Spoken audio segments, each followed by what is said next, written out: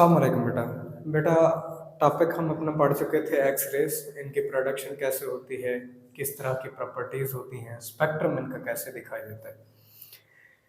फिर आपके सिलेबस के अंदर इन एक्स-रेज़ की कुछ एप्लीकेशंस हैं, इंडस्ट्रियल लेवल के ऊपर और कुछ मेडिकल लेवल के ऊपर। आज हमने उनको पढ़ना है, तो स्टार्ट करते हैं बेटा। टॉपिक है हमारा properties and uses of X-rays. Properties तो हमने देख ली थी, लेकिन आपके बुक के अंदर ये चूंकि लिखा हुआ है तो मैंने इसलिए ये वर्ड कोड कर दिया। तो एक्स-रेज की कुछ प्रॉपर्टीज इब्तदाई थी क्या? हाई एनर्जेटिक थे, ये ऑलरेडी जानते हैं, और इनकी एनर्जी के बारे में भी हमने देखा था कि 100 इलेक्ट्रॉन वोल्ट से लेकर 10,000, ठीक है, 10⁻⁴ इलेक्ट्रॉन वोल्ट तक की इनकी एनर्जी होती है। ज्यादा एनर्जी उतनी ही पेनिट्रेटिंग पावर होगी इनकी, किसी भी मटेरियल में से घुस जाने की जो इनकी सलाहियत है वो ज्यादा होती है, तो पेनिट्रेटिंग पावर इसलिए बढ़ जाती है। हता कि सेवरल सेंटीमीटर तक इन सॉलिड मैटर, एक सॉलिड मैटर के अंदर बेटा ये सेवरल सेंटीमीटर तक पेनिट्रेट कर जाती है, इतनी एनर्जी होती है इनके पास। ठीक है बेटा, तो ये थी कुछ इनकी प्रॉपर्टीज। अगर इस तरह की ये एनर्जी रखते हैं तो हमेशा याद रखिएगा, हम इनको अप्लाई करते हैं इंडस्ट्री के अंदर, हम इनको अप्लाई करते हैं मेडिकल के अंदर, इन्हीं की इस पेनिट्रेटिंग पावर को इस्तेमाल करते हुए मुख्तलिफ तरह की चीज़ों की इमेज लेने के लिए। जैसा कि आपके पास एक्सरे है कि आपकी हड्डी टूट जाए तो डॉक्टर आपको रेकमेंड करते हैं कि एक्सरे करा के कि इसकी लोकेशन किस तरह की है, किस अंदाज के अंदर आपकी जो हड्डी वगैरह है, इसका फ्रैक्चर है, पहले इसको ऑब्जर्व करेंगे फिर इसको जोड़ेंगे। तो इस एप्लीकेशन को यहाँ पहले आपके सिलेबस के अंदर डिस्कस किया गया है। एक्सरेज ऑफ एन एलिमेंट, कोई भी एक एलिमेंट है, जैसे कि हड्डी का एक्सरे कराने जाते हैं, तो इसके लिए क्या किया जाता है कि हमेशा एक फोटोग्राफिक फिल्म और सोर्स के दरमियान में ऑब्जेक्ट को प्लेस किया जाता है। आपको क्या कहा जाता है कि एक फोटोग्राफिक फिल्म के ऊपर आपको लिटाया जाता है या फिर आपकी टांग वगैरह को वहां पर प्रेस आउट कराया जाता है और ऊपर से एक्सरे सोर्स के जरिए से एक्सरेज भेजी जाती है। अब मामला क्या बनेगा कि एक जो एक्सरे फिल्म है उसकी डार्कनेस हमेशा याद रखिएगा, ये रेडिएशन एक्सपोजर के डायरेक्टली प्रोपोर्शनल होती है, कि जितना ज्यादा रेडिएशन एक्सपोजर होगा उतनी ज्यादा डार्कनेस ऑफ द फिल्म होगी। तो इन दोनों के दरमियान में ये डायरेक्ट रिलेशन पाया जाता है। ठीक है बेटा, अब किसी भी एक मेटल हो, कोई हड्डी हो, या इस तरह का कोई ऑब्जेक्ट जिसके अंदर कोई क्रैक पाया गया हो या फिर उसके अंदर कोई बल्ब वगैरह हो, तो उसमें से ज्यादा अमाउंट के अंदर ये एक्सरेज पास कर जाती है। वो पॉइंट, वो फ्रैक्चर ज्यादा से ज्यादा ब्राइटर दिखाई देगा, तो इसलिए उसको आसानी से डिटेक्ट किया जा सकता है। जितनी भी लार्जर पाइप्स होती हैं, उन पाइप्स के अंदर फ्रैक्चर कहाँ पर है, बल्ब वगैरह कहाँ है, यानी कि एयर के जो बल्ब्स पाए गए हैं, इनको डिटेक्ट करने के लिए एक्सरे मेथोडोलॉजी इस्तेमाल की जाती है। आपकी हड्डी के अंदर कहाँ फ्रैक्चर है, इस इस्तेमाल किया जाता है। तो जो शेडो ऑफ बोन्स है वो अपेयर हो जाता है लाइटर, जहां हड्डी टूट चुकी है या कोई फ्रैक्चर वगैरह है तो वो लाइटर यानी कि रोशन दिखाई देता है वहां उस पॉइंट के ऊपर। क्लियर? तो ये थी वो पहली एप्लीकेशन एक्सरेज की, कि किस तरह से मुख्तलिफ तरह के मटेरियल में से फ्रैक्चर्स को या एयरबल्स को ढूंढा जाता है। इसके बाद एक इसकी एडवांस्ड एप्लीकेशन है कैट स्कैनर। कैट का लफ्ज इस्तेमाल किया जाता है कंप्यूटराइज्ड, बेटा कैट स्टैंड्स करता है कंप्यूटराइज्ड एक्सल टोमोग्राफी।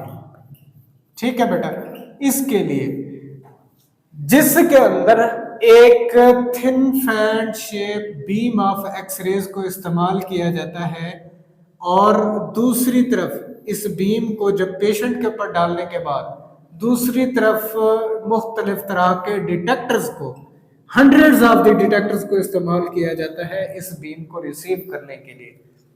देखिए बेटा, fan shaped beam of x-ray fall कराई जाती है पेशेंट के ऊपर, और दूसरी तरफ हंड्रेड्स ऑफ डिटेक्टर्स लगाने के बाद उस बीम को फिर रिसीव किया जाता है इस कैट स्कैनर के अंदर।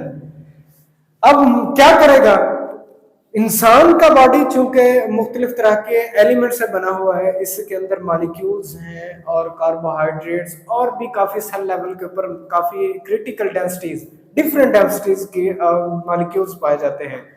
तो जैसे ही एक्स रेज इनमें से पास करती हैं तो दूसरे लेवल के ऊपर उन डिटेक्टर्स के अंदर ये एक्स रेज जब रिसीव की जाती हैं तो इनकी डेंसिटी डिफरेंस की वजह से मुख्तलिफ तरह की कंप्यूटर को इस्तेमाल करते हुए कैलकुलेशंस की जाती हैं।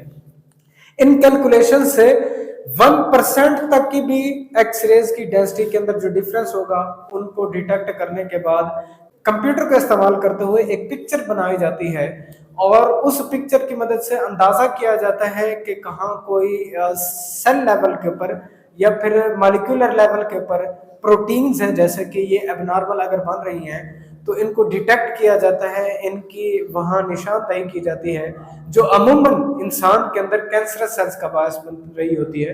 तो कैंसर को यूं डिटेक्ट किया जाता है कैट स्कैनर से। ठीक है, तो सारे का सारा सिस्टम मतलब एक तरफ से हंड्रेड्स ऑफ द डिटेक्टर लगाकर तो इनको कुछ सेकंड्स के लिए पेशेंट के बाहर रोटेट कराने के बाद ये चेंज रिकॉर्ड करते हैं डिटेक्टर्स की। ये डिटेक्टर्स चेंजिंग रिएक्शंस रिकॉर्ड करते हैं और वो रिएक्शंस क्या होते हैं, ये रिएक्शंस डेंसिटीज की बुनियाद पर कि डेंसिटी डिफरेंस कैसे पैदा हो रहा है, वो डेंसिटी डिफरेंस फिर पिक्चर की सूरत के अंदर लिया जाता है और यूं ये 1% तक का डेंसिटी डिफरेंस डिटेक्ट कर सकता है एक कैट स्कैनर। अब यहां पर एक बात को ध्यान में रखिएगा बेटा, एक्सरेज जो बेसिकली तौर पर है इतनी हाई एनर्जेटिक होती है कि ये डैमेज करने के लिए इस्तेमाल की जाती हैं, डैमेज द कैंसरस सेल्स,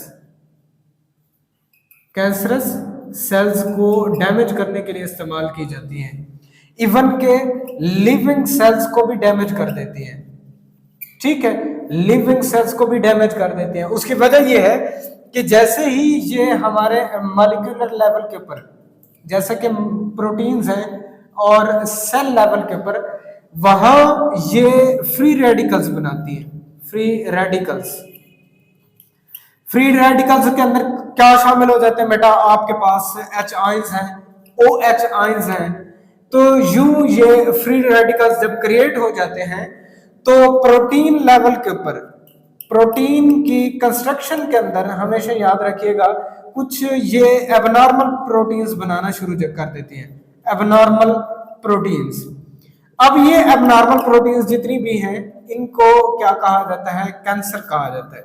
ठीक है बेटा, कैंसरस सेल्स बन जाती हैं। तो यूं अगर इनकी ज्यादा मिकदार इस्तेमाल की जाए एक्सरेज की तो बजाय कि ये इंसान को फायदा देने के ये डैमेज करना शुरू कर देती हैं लिविंग टिश्यूज को, फ्री रेडिकल्स बन जाते हैं और ये फ्री रेडिकल्स प्रोटीन लेवल के ऊपर एबनॉर्मल सेल्स को बनाना शुरू कर देते हैं और यूं एबनॉर्मल सेल्स कैंसरस सेल्स कहलाते हैं। तो कैंसरस सेल्स को डैमेज करने के लिए भी इस्तेमाल किया जाता है इनको, जबकि वही ये कैंसर काज भी कर सकती हैं अगर इनकी एक लिमिट से ज्यादा इनको इस्तेमाल किया जाए। तो ये था आज का हमारा टॉपिक, जस्ट हमने इनकी एप्लीकेशन देखनी थी इंडस्ट्री लेवल के ऊपर और फिर मेडिकल लेवल के ऊपर इसकी एप्लीकेशंस है। तो सीरीज ऑफ एप्लीकेशंस इनकी, कोई एक एप्लीकेशन नहीं है। यहाँ पर चूंकि आपके सिलेबस के अंदर 2 शामिल की गई थी तो हमने इन 2 को डिस्कस करना था। तो ये था आज का हमारा टॉपिक, अपने नेक्स्ट लेक्चर में मिलते हैं, तब तक के लिए इजाजत दीजिए, अल्लाह हाफिज।